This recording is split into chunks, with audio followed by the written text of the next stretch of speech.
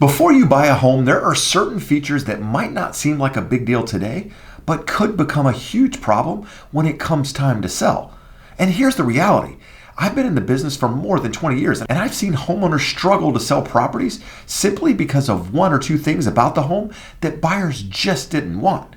Things like noisy locations, tiny lots, leased solar, or homes that have way too many stairs. And the worst part is most buyers don't even realize these issues until it's too late. So in this video, I'm going to walk you through 10 home features that can absolutely hurt your resale value and limit the number of buyers willing to purchase your home. Because if you ever want to sell that property in the future, these are things that you should think twice about before buying. Now, before we jump into the list, I want to say something really important. Just because a home has one of these features doesn't mean you shouldn't buy it. In fact, some of these homes can actually be great opportunities if you understand what you're getting into. But the mistake I see buyers make all the time is they focus only on buying the home and completely forget about the day they're going to have to sell it. Remember, buyers buy emotionally and they often justify logically. So my goal here is to help you think logically rather than get caught up in the emotion of the home buying process, because that's where some of these features can really come back to bite you. So let's start with the one that many buyers underestimate: homes that back to busy streets, freeways, or train tracks. At first glance, the home might seem great. Maybe it's priced a little lower than homes in the neighborhood, and the house itself looks fantastic. But noise is one of these things that buyers notice immediately. Things like freeway traffic, semi-trucks, motorcycles, trains passing by throughout the day, or even in the middle of the night. It doesn't take long before buyers start thinking about what living there would actually feel like. And when it comes time to sell, that same issue comes back. Many buyers simply won't even consider homes in noisy locations. That means fewer showings, fewer offers, and often a lower price compared to similar homes located in quieter parts of the neighborhood. In fact, I'm one of those agents. When a buyer brings me a property that backs to a major street, we have this exact same conversation. We start talking about resale value and how maybe you're okay with it, but at the end of the day, it's definitely going to limit buyer demand when it comes time to sell that home. And now, I understand a lot of buyers plan on being in the property for a very long period of time, and they think, well, it's not an issue to me, I'm just going to live with it. And that's completely fine. But just remember, it's definitely going to limit the buyer pool if you ever decide to put it on the market. Now, another feature that can hurt resale value is a very small lot. Today's buyers want space. Space for kids, space for pets, space to entertain. Even something as simple as having a backyard where you can relax or have friends over matters to a lot of buyers. But one thing you're seeing more and more of today is homes being built on smaller and smaller lots, especially in newer construction. And the reason for that is pretty simple. Builders are in the business of maximizing the value of the land they're developing. Instead of building fewer homes on larger lots, many builders choose to build more homes on smaller lots, often by building the homes taller and or closer together. So you'll see a lot of newer construction communities where the homes are 2 or 3 stories.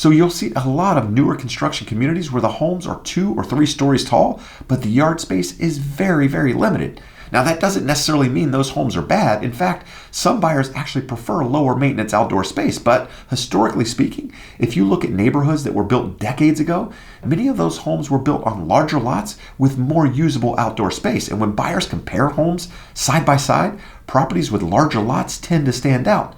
Again, this doesn't mean a small lot won't sell, because it absolutely can, but homes with very limited outdoor space tend to appeal to a smaller group of buyers, and that can ultimately impact your resale value.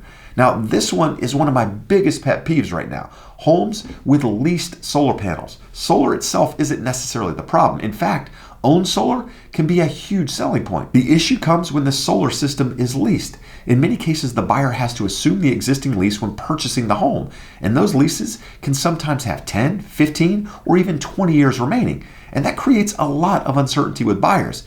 They have to review the contract, understand the payment structure, and most of the time, they even have to qualify with the solar company in order to assume the lease. Now, many buyers simply don't want to deal with that, and in some cases, the lease payment doesn't actually save them much money compared to their electric bill. So they're essentially just trading one payment for another, with all of the unknowns of what's going to happen to the panels in the future, what happens when they're removed. It just creates a lot of headache. So what happens is, instead of appealing to an entire buyer pool, your home is only appealing to buyers who are comfortable taking over someone else's solar lease. And again, Fewer buyers means less demand. Less demand tends to lead to lower home prices. Now, this one surprises a lot of buyers, but the condition of the homes around you can absolutely impact resale value.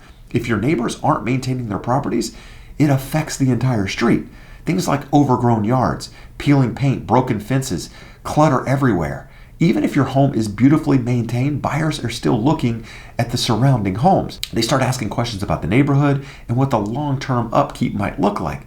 In fact, I'm one of those agents. When I take buyers upstairs, we're often looking out the windows into other yards. And if it doesn't have it upstairs, we're peeking over the fences, trying to see what the neighbors' yards look like. Because at the end of the day, it could impact the number of buyers willing to buy your home in the future if you ever decide to put it on the market. And it's simply because if the property surrounding the property that you're interested in look neglected, there are some buyers that are just going to move on and not want to deal with it. Now let's talk about homes with unusual floor plans. Buyers tend to prefer homes with functional, familiar layouts. When a home has an unusual floor plan, it can make it harder for buyers to picture themselves living there. For example, bedrooms that can only be accessed through another bedroom, a kitchen that's isolated from the rest of the house, or layouts where the living areas feel disconnected. When buyers walk through a home and the layout feels awkward, it sticks with them. And many buyers will decide the home simply doesn't work for their lifestyle. Remember, it's all about flow when it comes to floor plan. Now let's talk about homes next to commercial properties. Because if there's one thing in real estate that matters regardless of where you're located in the United States, it's location. Location matters. And homes located next to commercial buildings can sometimes struggle when it comes to resale. Think about homes next to gas stations, shopping centers, apartment complexes, busy retail areas. Buyers often worry about increased traffic, noise, parking issues, or future development nearby. If those concerns never become a problem, the perception alone can limit the number of buyers interested in the home. Now let's talk about another feature that can limit your buyer pool, and that's homes with a lot of stairs.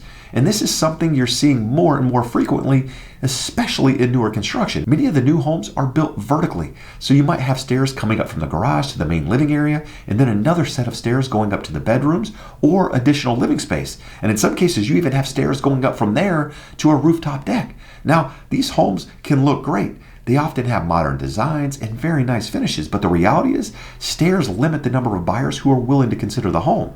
A lot of buyers today are thinking long term.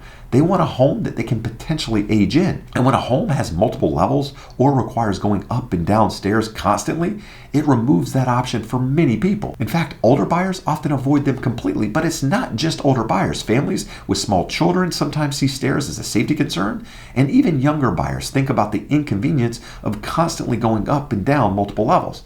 Another thing to keep in mind is spiral staircases. While they can look interesting from a design standpoint, they tend to be very, very impractical. And they can be very awkward to use as well, especially when carrying things up and down. And if you've ever tried moving furniture up a spiral staircase, you know exactly what I'm talking about. A complete nightmare. Now let's talk about something that appeals to most buyers, and that's natural light.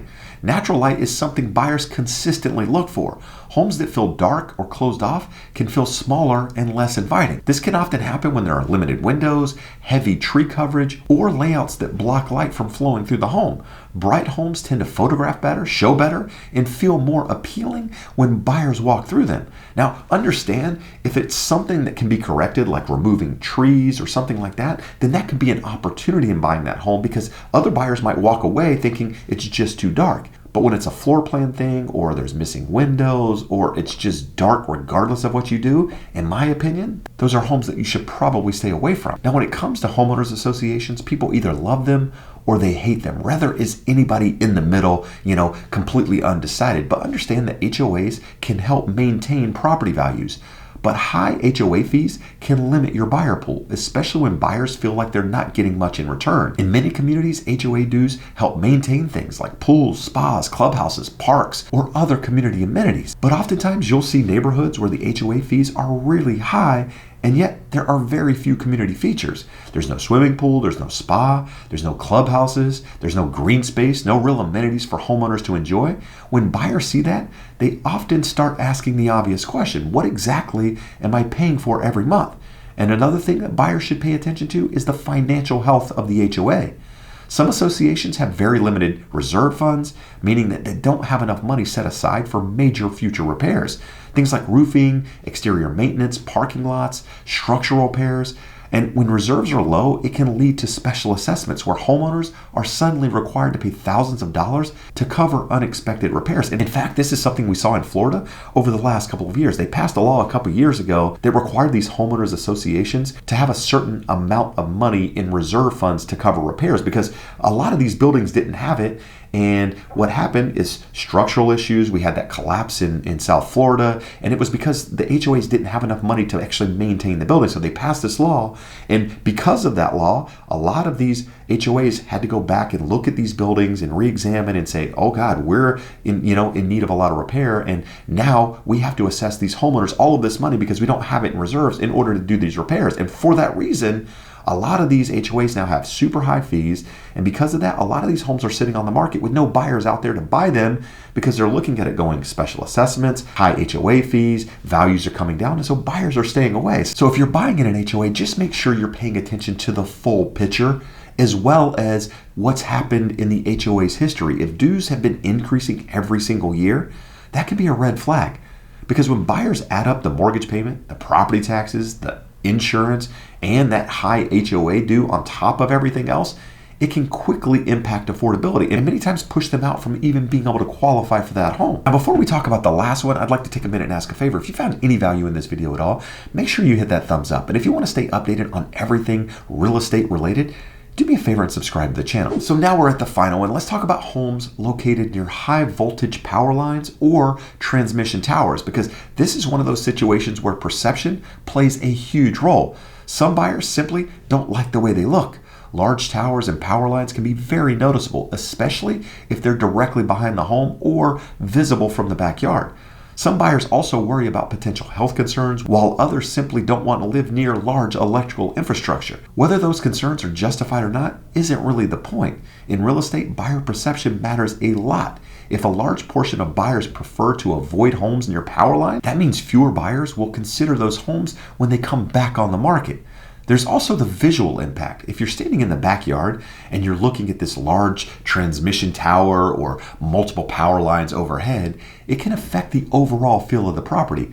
And remember, emotional response plays a huge role in real estate. Homes near power lines can absolutely sell, but they typically appeal to a smaller buyer pool and sometimes sell at a discount compared to a similar home in the same neighborhood without that feature. Now remember, none of these things automatically make a home a bad purchase. Some buyers truly don't mind these features at all, but from a resale perspective, these are the factors that can reduce buyer demand. And when you're buying a home, it's always smart to think about not just how the home works for you today, but how it might perform when it's time to sell. Because the easier your home is to sell, the more buyers you'll attract, and the stronger your resale value tends to be. Which leads me to another video that I recorded talking about homes that you should absolutely stay away from. In fact, you can check out that video right here.